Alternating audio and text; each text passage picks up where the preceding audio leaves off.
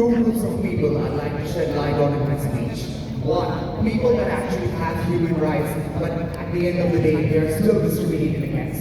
Two, about people that do not even have rights to begin with. They do not know what rights are. They do not even entitle themselves to have rights to begin with. But before that, let's characterize globalization. Let's understand what that is. Look at the phones that you have. Look at the clothes that you wear. Everything is a product of globalization. Everything that you're using has probably traveled 30, 40, 55 countries at max and has come to your hands.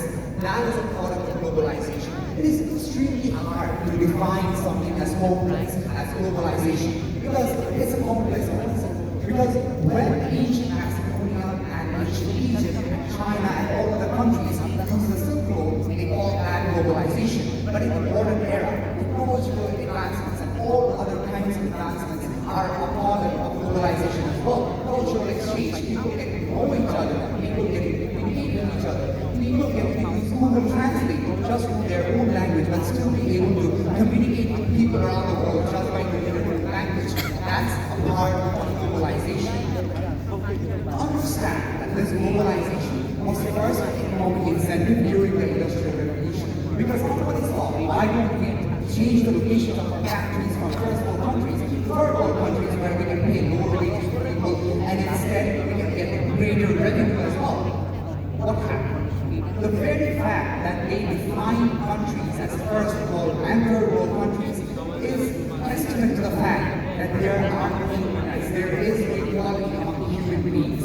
Because if we consider the fact that globalization is occurred in the first place in order to make sure that the richer got richer and the poor still stayed where they were, or at least made minimal progress, at that point in time, globalization was not what his forefather, Marshall McLuhan, really meant by global village. Because at the end of the day, even though, understand, the UNHCR declares human rights, 500 human rights, right? Food, healthcare, education are one of the three of them.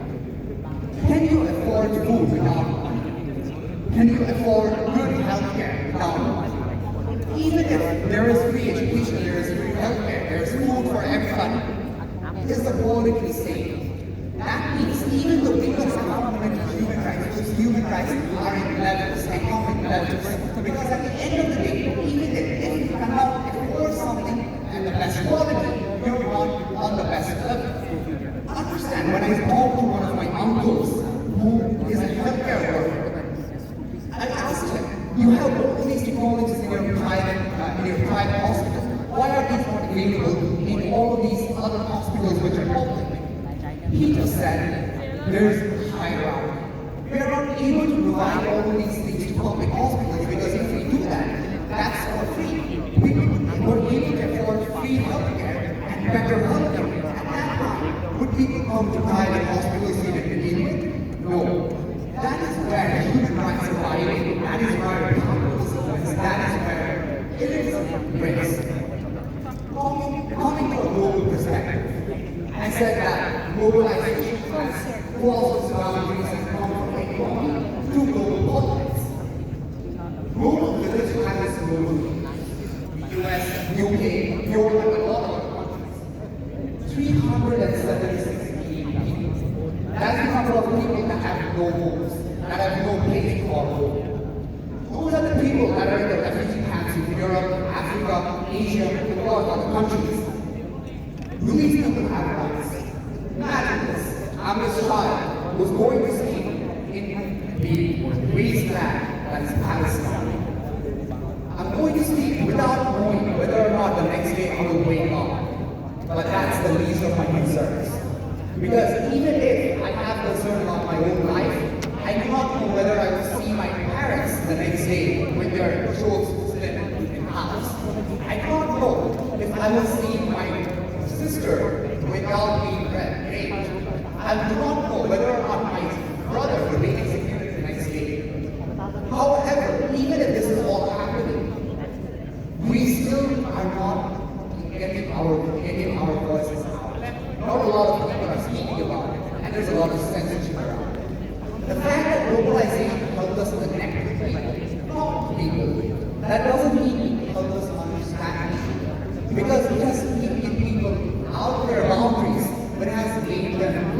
own bubbles, the global bubble. Because we don't dare to include people that we would like to see in our global village. Because we feel like that's too censored to watch. Because that's too problematic to look at. Because if you look at that, we feel bad. But at the end, was globalization meant for that? It was meant for people to connect.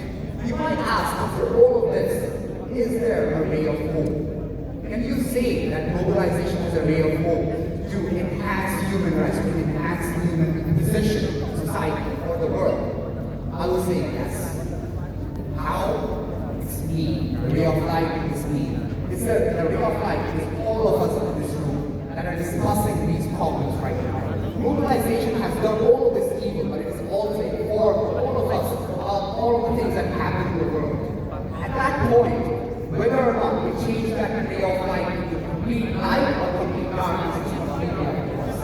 And we believe we will take the right steps